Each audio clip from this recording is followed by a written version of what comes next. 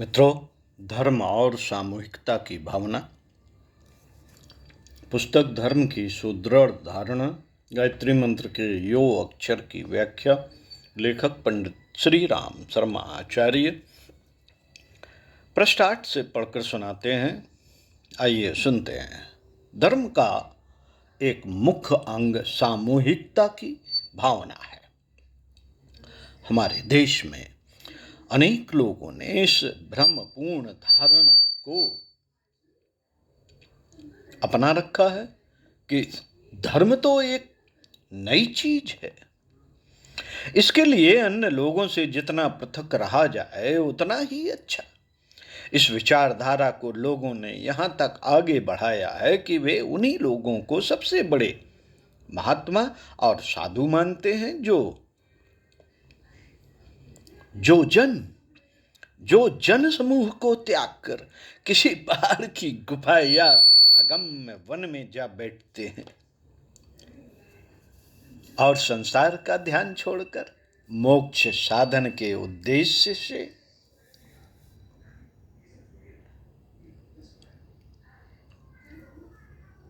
तपस्या में लीन हो जाते हैं।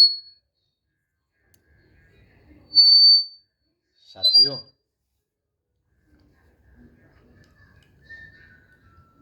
यद्यपि हम नहीं कह सकते कि इस प्रकार एकांत में रहकर तपस्या करने वाले महात्माओं का वास्तविक लक्ष्य क्या होता है, पर कम से कम साधारण लोगों पर तो ऐसी बातों का प्रभाव हानिकारक ही पड़ता है और वे समाज के प्रति अपने कर्तव्य पालन से उदासीन हो जाते हैं। मनुष्य सामाजिक प्राणी है। उसने अन्य जीवों की उपेक्षा जो उन्नत की है, उसका प्रधान कारण उसकी सामाजिक सामूहिक मनोवृत्ति है। मिलजुल कर काम करने और एक दूसरे की सहायता करने के स्वभाव ने ही शिक्षाएं, स्वास्थ्य, संस्कृति, विज्ञान, शिल्प आदि अनेक दिशाओं में मनुष्य को बढ़ाया है। विवाह, कुटुंब, जाति, संप्रदाय, राष्ट्र, सभा, सम्मेलन, संगठन आदि इसी मनोवृत्ति के आधार पर बने हैं।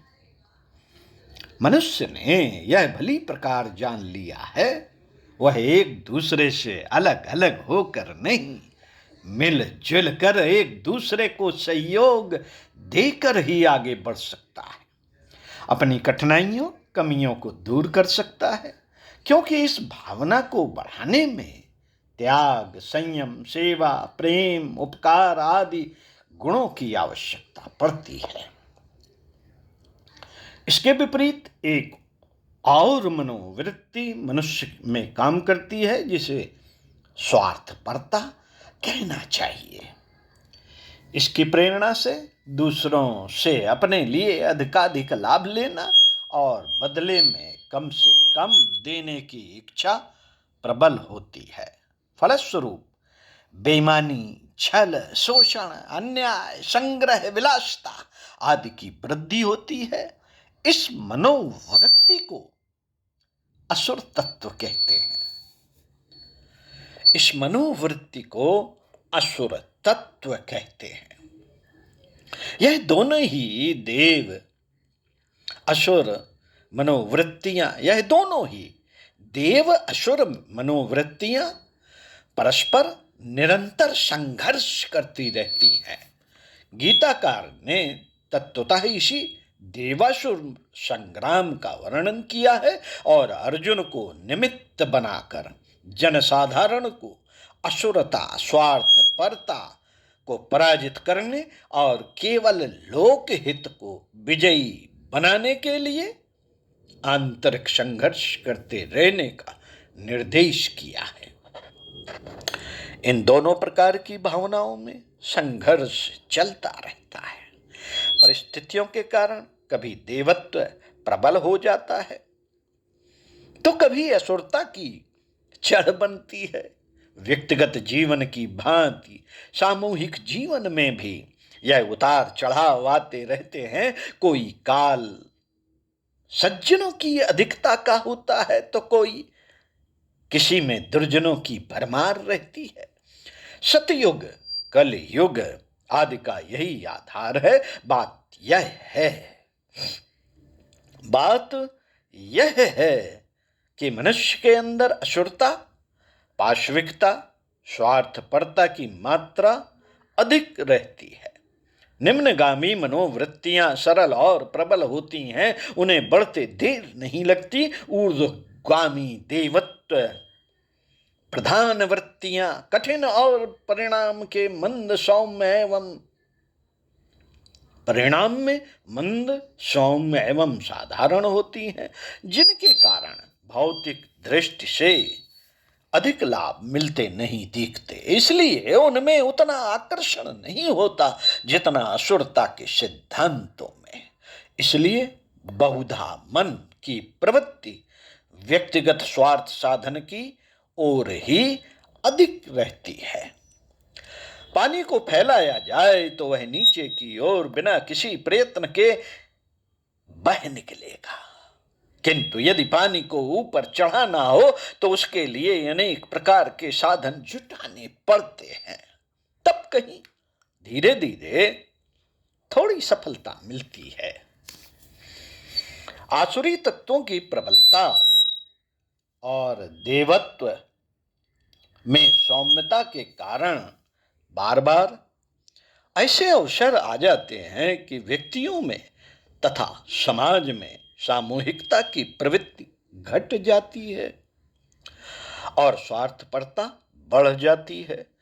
उस असंतुलन की स्थिति को संभालकर संतुलन कायम करने के लिए कोई महापुरुष, देवदूत, अवतार आते हैं और बुराइयों को घटाने, अच्छाइयों को बढ़ाने के अपने उद्देश्य को पूरा करके चले जाते हैं। यह तो हुई विशेष परिस्थितियों को विशेष रूप से समाधान करने वाले विशेष महापुरुषों की बात। पर साधारण समय में भी असुरता को, असामाजिकता को नियंत्रित करने और देवत्व को प्रोत्साहन देने के लिए कुछ आत्माओं को प्रयत्न करते रहना होता है। यदि प्रयत्न न हो तो भ्रष्टाचार अत्यंत तीव्र गति से फैलता है और जन मन की स्थिति असुरता से आच्छन्न हो जाती है। मित्रों, हर वस्तु से मैल निकलता है, हर वस्तु से मैल निकलता है। समय समय पर उसकी सफाई करते रहना पड़ता है। यदि वह सफाई न की जाए और तो गंदगी और बीमारी फैलती है। बर्तन, कपड़ा, मकान, शरीर आदि किसी भी वस्तु को ले ले, उन पर मैल जमने की प्रक्रिया होती रहती है। मिट्टी, साबुन, बुहारी, जल आदि वस्तुओं से उनकी जल्दी जल्दी सफाई करनी पड़ती है। यदि सफाई की यह प्रक्रिया बंद कर दी जाए तो ये वस्तुएं मलिनता से भर जाती हैं। मानवीय मन तथा समाज की भी यही स्थिति है। मन में भी एक प्रकार की गंदगी और मलिनता उत्पन्न होती रहती है, जिसे स्वार्थपरता, वासना, तृष्णा आदि नाम दिए जाते हैं। इसकी सफाई जल्दी जल्दी न की जाती रहे तो मन की यह गंदगी बहुत बढ़ जाती है और कुछ ही दिनों में वह बढ़ी हुई मानसिक मलिनता वाला व्यक्ति एक प्रकार से विषाक्त रक्त वाले छूत के रोगी की तरह अपने लिए ही नहीं, निकटवर्ती अन्य लोगों के लिए भी हानिकारक बन जाता है। उसकी बुरी नीयत, बुरी आदत, बुरी भावना, बुरी विचारधारा उससे इस प्रकार के कार्य बलात्काराती रहती है जो दूसरों के लिए, समस्त समाज के लिए कष्टकारक होते हैं। अपने नैतिक लाभ की बात सोचते रहने से मनुष्य के स्वभाव में काम, क्रोध, लोभ, मोह, मद, मत्सर, ईर्ष्या, द्वेष, असत्य, दंभ, आलस्य, चोरी, अनीति, निष्ठुरता आदि अनेकों बुराइयां पैदा हो जाती हैं। और वे बुराइयां जब मन क्षेत्र से बाहर निकलकर वाणी तथा क्रिया में प्रकट होती हैं तो वे कलह एवं कुमार्ग के रूप में ही सामने आती है। साथियों, इसी क्रम में अगले वीडियो में इसी पुस्तक को पढ़कर सुनाएंगे, पृष्ठ 10 से। सुनते रहिए कुछ अच्छा और पढ़ते रहिए कुछ अच्छा।